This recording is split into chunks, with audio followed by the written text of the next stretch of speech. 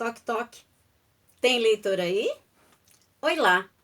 O meu nome é Professora Cleusa, contadora de histórias, e eu estou aqui para contar uma história para você e te ensinar como contar histórias para os seus pequenos.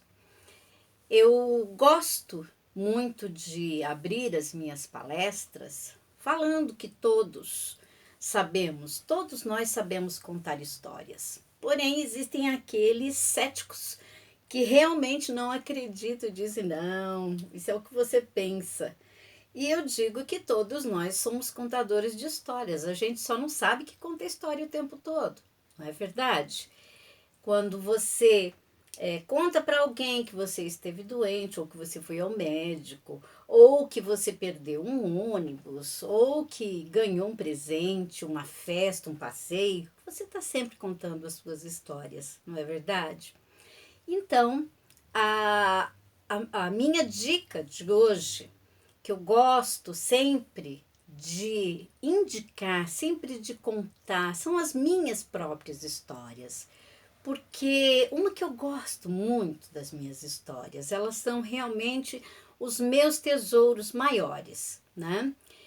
Outra coisa é que meu pai me ensinou a contar as próprias histórias. Por quê? Porque ele me contava muito as próprias histórias dele.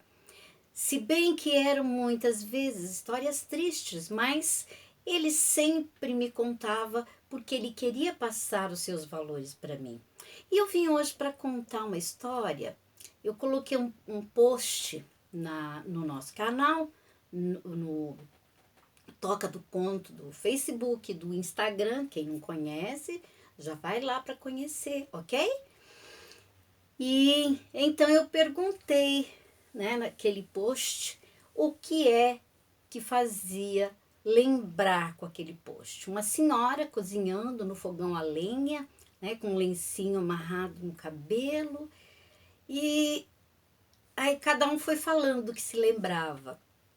E eu perguntei se eles lembravam que eu havia contado a história da minha tia, e muita gente pediu para eu repetir, e eu falei que eu faria então, que eu contaria essa história novamente. Minha tia, eu chamava de tia Ica, os meus primos a chamavam de tia Preta, porque ela tinha a pele mais escura, e chamavam a minha mãe de tia Branca. Eu chamava de tia Ica porque eu não tinha tia Branca, então para mim não fazia sentido chamá-la de tia Preta.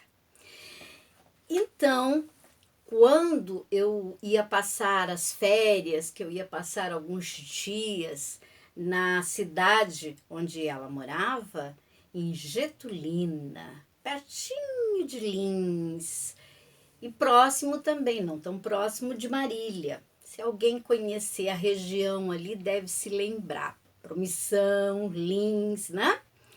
Então, naquela época, eu morava em Assis, não muito longe, mas era assim, era uma distância considerável, então eu gostava muito de passar as férias lá, porque além de ser um lugar muito gostoso, onde eu me divertia muito com os meus primos, né, toda a parentela, eu tinha muitos privilégios que na minha casa não tinha, como, por exemplo, andar descalça, tomar banho no córrego, andar a cavalo, tomar leite ao pé da vaca, essas coisas, né, que fazia longe do meu pai, porque quando estava perto do meu pai não deixava nem andar descalça, né, tratada na palma da mão.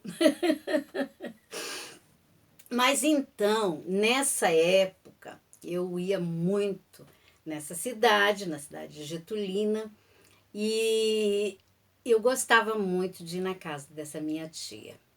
Tomava banho de bacia, brincava naquele quintal enorme. Hoje já diminuiu bastante, porque desmancharam uma casa, construíram outra maior e fizeram outra casa no terreno. Então o quintal ainda é grande, mas é menor do que naquela época. Então naquela época a gente tinha aquele quintalzão para a gente brincar. Aliás, foi o lugar onde eu aprendi a andar de bicicleta com o meu primo, que ele vai assistir esse vídeo, ele vai dar risada, né? Meu pai tentou a noite inteira me ensinar a andar de bicicleta. Aí eu fui para Getulina, meu primo pegou um pneu, colocou de um lado, pegou outro pneu, colocou do outro lado e eu ia. E ele ia distanciando, e ele ia distanciando, até que eu peguei o jeito e comecei a pedalar, né? Então, são lembranças que eu trago em meu coração com muito carinho, são coisas preciosas para mim. E a minha tia, então eu gostava de ir na casa dela, porque quando eu chegava, ela já fazia uma comida deliciosa. Gente, vocês não têm noção. Quem não conhece comida feita em fogão a lenha, não sabe o que está perdendo. É uma delícia. Sendo ela mineira, ficava até covardia, tá, gente? Era uma covardia, porque era uma delícia. Então ela fazia aquele feijãozinho temperadinho na hora, cozido na hora. Que delícia! Aquele arroz soltinho que dava para contar os grãozinhos enormes e fazer aquele prato delicioso. Gente, não precisava nem de mistura, porque era tudo muito saboroso, era tudo muito bom, muito gostoso. E eu, que era acostumada a comer pouquinho, quando eu chegava na casa dela, eu comia a valer. Podia ter ou não uma mistura, apesar que eu adoro ovo frito até hoje, viu? Comia ovo frito que ela fazia ali na hora, os bifes que ela fritava naquele fogão. Gente, olha, me dá água na boca até agora. Mais uma coisa que eu nunca esqueci e nem quero esquecer é que algumas vezes eu chegava lá e ela ia então torrar café.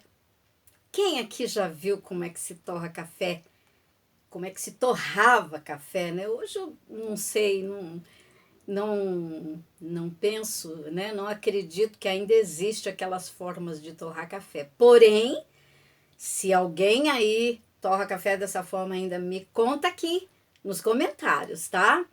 Porque ela tinha duas torradeiras. Uma longa, arredondada, tipo um cilindro, e outra parecendo uma bola, né? E ela gostava mais daquela tipo cilindro, por causa que os grãos, parece que ela, segundo ela, os grãos torravam por igual.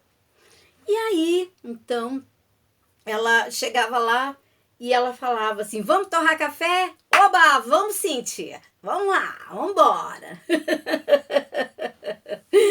Então ela fazia no terreiro mesmo, né? No quintal, ela fazia aquela montagem para colocar a torradeira, né? O cilindro da torradeira, fazia fogueirinha ali fora, por causa que aquilo expele muita fumaça, né? Fazia fogueira, colocava nos dois pilares e ali ela ficava torrando café. Aí eu falava: tia, deixa eu torrar um pouquinho.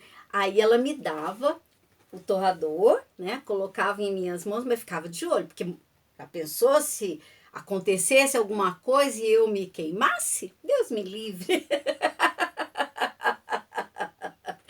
Ia ser uma choradeira só, né? Do meu pai, né? Então eu ficava com ela torrando café.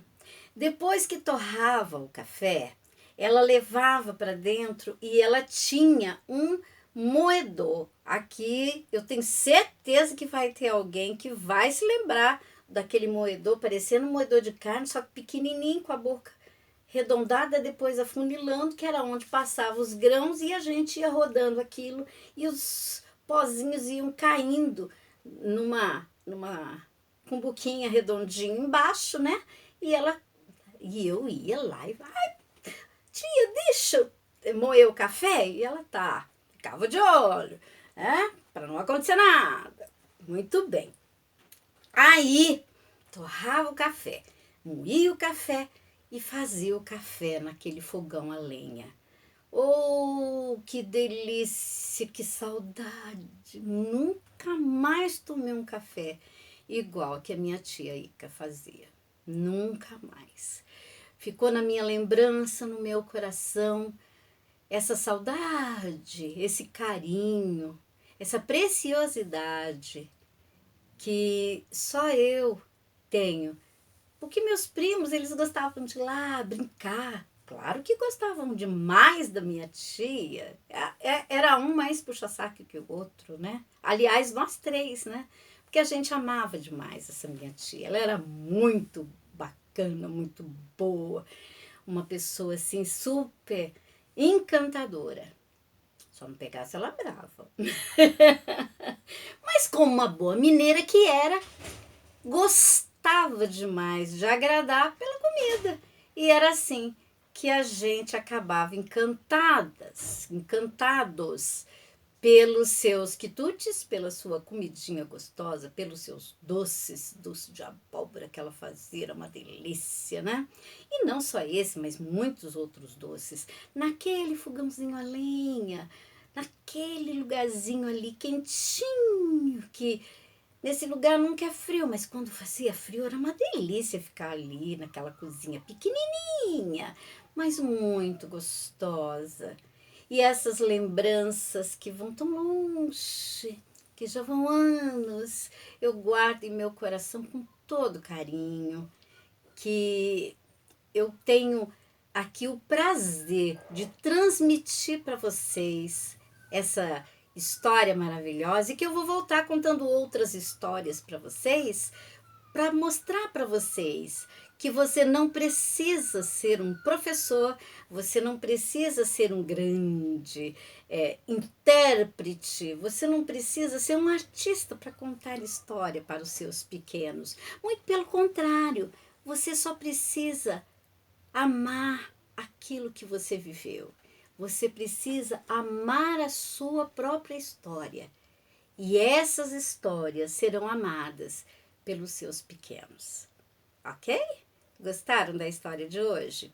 Muito bem, se você gostou, dê um like para nós. Se você não gostou, pode dar um dislike, não tem problema. Mesmo assim, você estará me ajudando a rever os meus vídeos, os temas dos meus vídeos, né? Para ver o que pode ser mudado, tá bom? Se você não é inscrito, por favor, se inscreva, porque sendo inscrito você vai ativar também o sininho e receber todas as notificações quando tiver mais vídeos recentes, ok?